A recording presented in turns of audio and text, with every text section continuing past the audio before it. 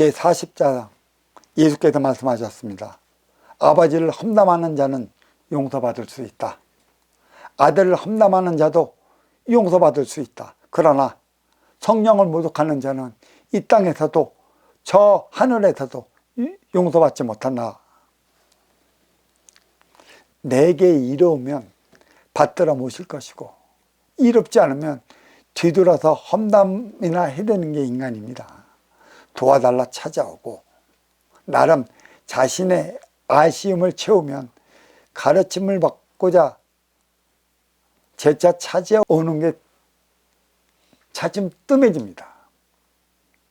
다들 기복에 매달린 게 아니라고 말하지만 내 욕심을 채우면 육생적 에고의 상형으로 말미암아 간절하고 절박할 때 한 약속은 물거품이 되기 십상입니다. 다 그래요, 다. 신뢰, 신용, 신의는 신과의 약속인데 눈앞에 있는 육상향에 눈멀어 헌신짝이 되고 말아버립니다. 당사자가 없을 때야 무엇이 문제이겠는가 하지만 하늘에 계신 아버지는 말 그대로 하늘에 계신 분이라 형체가 없을 뿐이지 온누리에 감싸오는 기운 그 자체다. 천지는 인의 부모로서 보이지 않을 따름이지 그 누구 하나 빠뜨리지 않고 다 보고 계시고 있습니다. 모독해도 될까? 하나님 옆에 예수님이라 모두 알고 있는 것입니다. 그래서 얼마든지 용서할 수 있다는 것입니다. 빚품으로 돌아야 하는 자식들이기 때문이죠. 하지만 성부, 성자, 성령의 삼위일체는 천지, 삼태극, 불법성, 삼신사상과 크게 다르지 않아 빛의 자식들이 빛의 삶 살아갈 때 빛의 품으로 돌아가기 위한 것이 성령이고 그 가르침인 것이죠.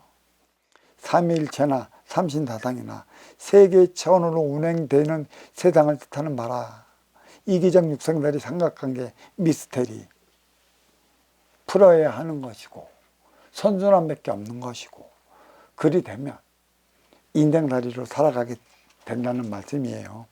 어떤 자든 성령을 모독하면 이 땅에서도 저 하늘에서도 용서받지 못할 것이라고 하셨습니다. 우상 숭배하는 반대급부들이야 자신들을 나타내려고 예수님은 물론이요 하나님마저도 모독할 것인데 그게 어디 대수이겠느냐는 것이죠.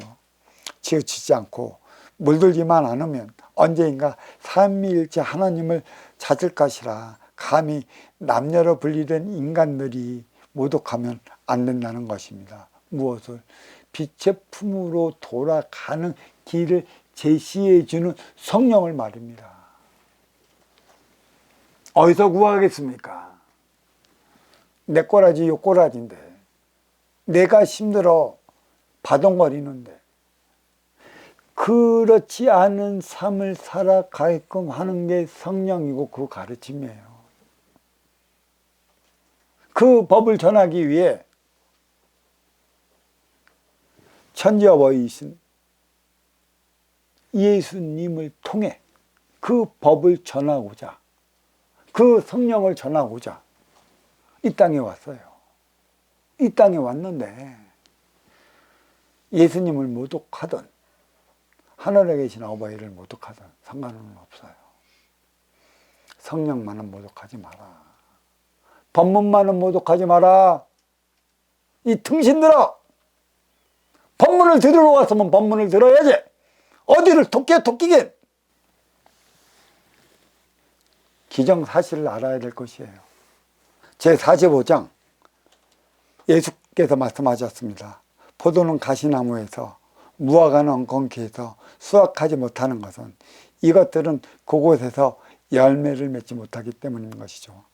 선한 이는 자신의 창고에서 선한 것을 내오고 악한 이는 자신의 가슴속 창고에서 악한 것들을 내오고 악한 소리를 내뱉는다.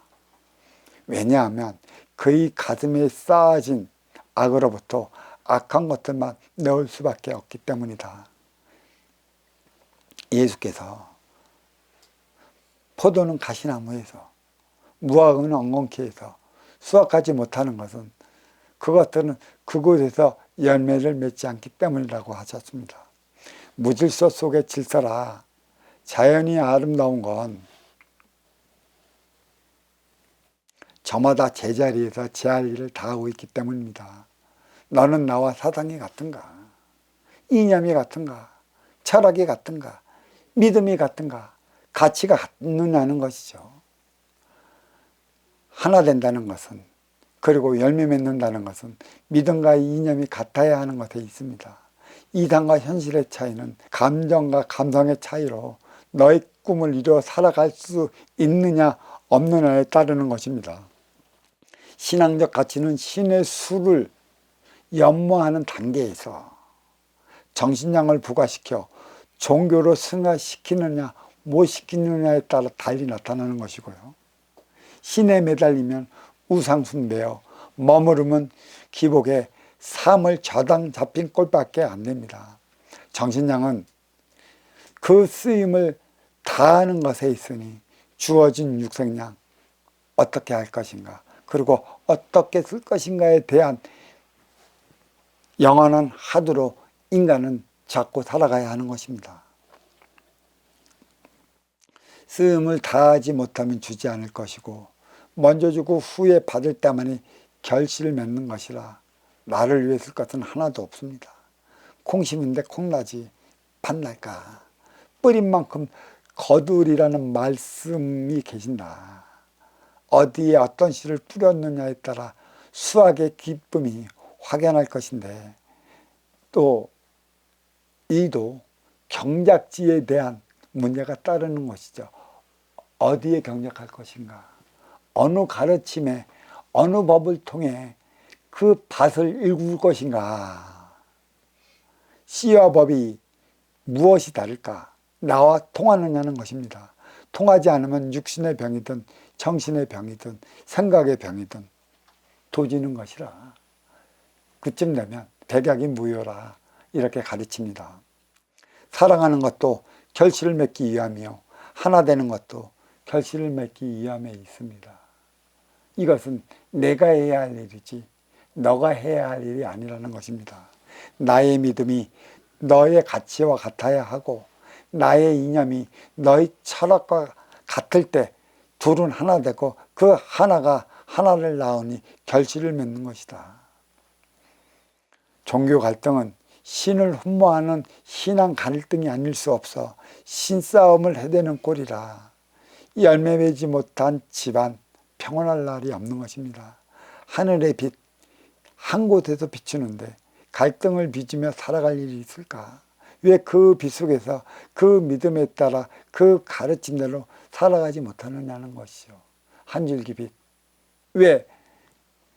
네 논리의 만큼 그 빛들이 퍼져나갈 것이라고 생각하는 이들, 당최 진리를 보는 눈을 키웠으면 하는 바입니다. 선한 이는 자신의 창고에서 선한 것을 내오고 악한 이는 자신의 가슴속 창고에서 악한 것들을 내오고 악한 소리를 내뱉습니다. 왜냐하면 그의 가슴에 쌓여진 악으로부터 악한 것들을 내올 수밖에 없기 때문입니다. 태초의 인기는 본신본 태형으로 진하였었습니다. 인요 쓰는 순간 육생의 인간으로서 육생량을 필요로 하는 만큼 진하는 에고로 스스로 물들어 갔습니다. 아직까지 에고는 진화의 그림자가 남아있기 때문에 착한 선으로서 세상을 바라보고 있는 것이죠. 육생살이 세상은 치우친 사행이 난무하여 육생을 인생으로 알고 살아가게끔 만들고 있습니다. 에고의 쓰임을 다하는 에너지, 정신량이 부과되면 참나가 되는 것인데 참나도 되지 못합니다. 정신량이 없어서. 근데 왜 진화가 되지 못하고 참나로 되는 것일까요? 집착의 그림자가 묻어 있어 그런 것이죠. 착한 선으로 바라보는 세상에서 육생은 나를 위해 사는 것에 있고 인생은 너를 위해 사는 것에 있습니다.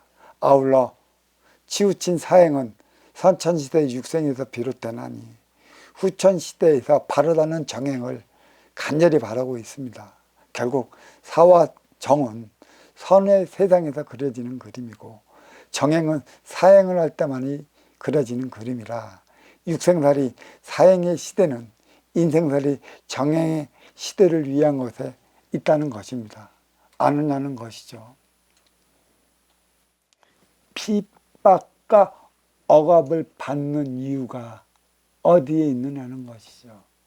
그를 통해 평화를 찾는 것이고 행복을 구현하는 것이라. 이런 노래가 있지 않습니까? 인간에게는 죽지 않을 만큼 고통을 준다. 그 고통은 너의 금이다.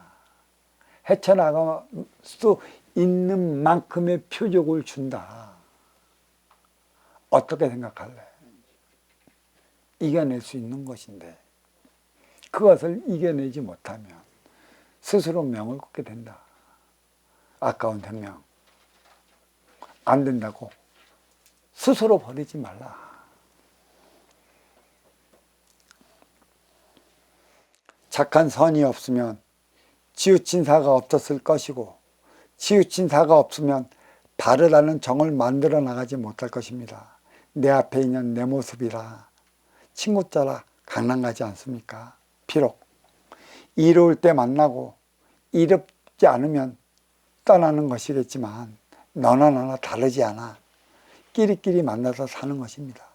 선악의 논리는 생명의 나무를 통해 정립된 것이라 대자연의 법에 의하면 내 앞에 있는 나에게 나름에 따라 선할 수도 있고 악할 수도 있는 법입니다. 악을 어떻게 정의해야 할까요? 치우쳐 사는 이들을 가리키는 소리가 아닐까 싶은데 악은 누가 만들어내는 것입니까? 악하게 누가 만들어내는 것이죠. 나는 왜 도둑질을 해야만 할 수밖에 없는 그 입장에 왜 놓이냐는 것입니다. 물론 내가 잘못 살아받은 표적으로서 인해 그러한 것이겠지만 네 집에 도적이 들어간다는 것은 네가 잘못 살아받는 표적이라 그 행위를 당한다면 어떻게 될까요? 애고에 자녀분이 남아있는 진아의 꽃이 착한 선이라 선한 이의 가슴 속에는 선한 불꽃이 타오르고 치우친 이의 가슴 속에는 탁한 불꽃이 타오르기 마련 아닙니까? 탁한 불꽃은 바람 불면 쉽게 꺼져버리기에 스스로 자신을 보호한답시고 탁한 말을 내뱉습니다. 그게 자기 보호의 차원인데 그게 결국은 뭐야? 힘의 논리의 차원이에요. 왜? 우리는 생각과 마음이 있어요. 생각은 나를 위해 하는 것이고 마음은 너를 위해 쓰는 것인데 상대방이 악한 소리를 할 때 그 이유가 어디에 있는지는 생각지도 못하는 이들은 상대방이 탁한 소리를 하고 악한 소리를 하면 내 생각 차원의 바다로 입으로 바로 쏴버리죠. 그게 도끼라는 것이에요. 왜 너와 내가 동질까요? 도끼를 받았으니 도끼를 쏜다? 아니, 그건 내 생각이죠. 한번 생각해 봅시다. 너를 위한 마음 차원으로 한 번만 넘겨보세요. 왜 너는 그러는가? 왜 내 앞에서 너는 그러는가? 한 번만 생각해 보세요. 왜 내 앞에서 그러는가? 마음 차원의 에너지로서 너 입장을 한번 대보라는 것이에요. 너 입장을. 치우쳐 살아간다는 사실 자체를 모르기에 악의적 발언 내뱉는 것이라 그 모습 닮기 전에 멀리해야 하는 것이죠. 이번 생의 본성은 바뀌지 않습니다. 인상을 함양하여 본성에 부과시키면 이상을 잃지 않는다. 심써야 할 게 무엇일까요? 제46장 예수께서 말씀하셨습니다. 아담에서부터 세례 요한에 이르기까지 여자에게서 태어난 이들 중에 세례 요한보다 더 위대한 자가 없으니 그에게 눈길을 돌려서는 안 된다고 말씀하셨습니다. 그러나 이미 나는 말했노라. 너희 중에서 누구든지 어린아이가 되는 자는 나라를 알 것이요 요한보다 더 위대하게 되리라. 예수를 닮아가고 그 행위를 다하라는 얘기예요. 여기 또 경궁풍을 가지고 태어나지 않은 여성이 있을까? 한 달 주기로 찾아지는 월경은 그야말로 여성의 순결과 시를 보호하는 신장이다. 법을 뜻하는 경입니다. 물을 가진 자궁은 궁궐이자 가정을 뜻하므로 한 달에 한 번 궁궐을 지켜나가야 할 법도를 강구해야 하는 것이죠. 여성들에게 있어 품은 운영주체인 내조의 대명사로서 활동주체 남성들의 기대리라 하는 경향을 여기서 찾아볼 수 있습니다. 음이 있어 양이 자리하는 것처럼 어둠이 있어 밝음이 자리하는 것이고 가정이 있음으로 해서 사회가 돌아가는 것입니다. 음은 운용의 주체요 양은 활동의 주체라. 음양화합 누가 이루어내야 하는 것인가요? 육은 생명을 대함에 따라 빛의 자식들이 인간으로 살아가는 것이거늘 여성에게 내려진 경궁풍의 그 진정성을 반드시 뒤돌아봐야 할 것이에요. 예수님께서도 말씀하셨습니다. 여자에게 태어난 이들 중에 세례 요한보다 더 위대한 자가 없다고 말하며 그에게 눈을 돌려서는 안 된다고 하신 말씀이십니다. 불사분별의 인기는 천계의 원소인 것이죠. 지수와 풍의 인기는 지계의 세포로서 그렇다면 결국 인기와 인육 모두 천지대전인 나 인간으로 살아가게끔 만들어 놨습니다. 빛의 자식들이라 빛으로 돌아가기 위함인데 세례 요한은 물을 방편으로 예수님께서는 직접적으로 빛을 향하는 길을 인도했습니다. 세례 요한은 세례자이자 예수께서 세상에 온다고 예언한 분입니다. 세례는 물로 씻는 의식을 통해 이루어지는 것이고요. 또 죄를 사해주고 예수와 함께 죄에 죽고 예수와 함께 하나님의 생명으로 거듭 태어날 것이라고 약속한 분입니다. 저는 빈물질 차원 암흑우주요 지는 물질 차원 밝은 우주라. 물은 천기의 생명을 지기로 실어 나르는 운송수단으로 자리하고 있습니다. 지기의 대포, 유구의 생명체는 물로 생성시키고 천기의 원소 인기는 자기 빛을 통해 천기로 돌아가야 하는 것이죠. 예수님이 말씀하십니다. 그러나 나는 이미 말했노라. 너희들 중에 누구든지 어린아이가 되는 자는 나라를 알 것이요 요한보다 더 위대하게 되리라고 말입니다. 티 없이 맑고 깨끗한 자라야만 나라에 임할 수 있는 것이고 이쯤 되면 세례 요한보다 더 맑고 깨끗한 자가 되어 있으리라고 말씀하십니다. 어린아이는 예수님을 뜻합니다. 예수와 같은 삶을 살아가면 어느 누가 나라에 임하지 않을 자가 어디에 있겠습니까? 음양이 분리되지 않은 하나된 자이기 때문에 위계가 세례 요한보다 높다고 가르치고 있습니다. 나라는 어디일까요? 빛은 물질 세계 밝은 우주이고 에너지가 고갈되면 어둠화될 것이다. 밝은 우주 에너지의 공급은 암흑우주라 할 수 있습니다. 인기가 비물질이라 인육은 지수와 풍으로 돌아가고 지기의 만물도 지수와 풍으로 돌아갈 것이다. 결국 지기는 천기에 되는 것입니다. 이미 나라에는 천기가 있지 지기가 있지 않습니다. 이게 무슨 소리냐. 세례 요한 물로서 만민의 죄를 씻어주기 위해 숱한 세례를 주고 있습니다. 하지만 예수님은 그 빛으로 돌아가는 진정한 빛의 길을 알리고 빛의 품으로 돌아가고 있는 법을 설하는 것이죠. 어찌 보면 세례 요한은 그 물로 세례를 주면서 술수를 쓰는 술법자가 아닐까 싶는 것이고, 진정한 분은 음양이 갈라지지 않는 빛으로 돌아가는 그 길을 법으로 일깨워주는 그 분이라 도법으로서 만민을 일깨워가는 자라 하겠으니, 역시 음양이 분리되지 않는 자는 그 행위도 다르고 그 법도 치우치지 않았습니다.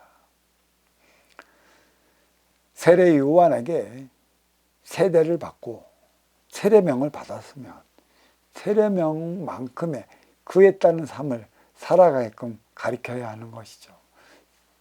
세례만 주고 세례명만 주고 그에 따른 삶을 가르치지 않는다면 그거는 술이라 머물러 멈춰버릴 수밖에 없다.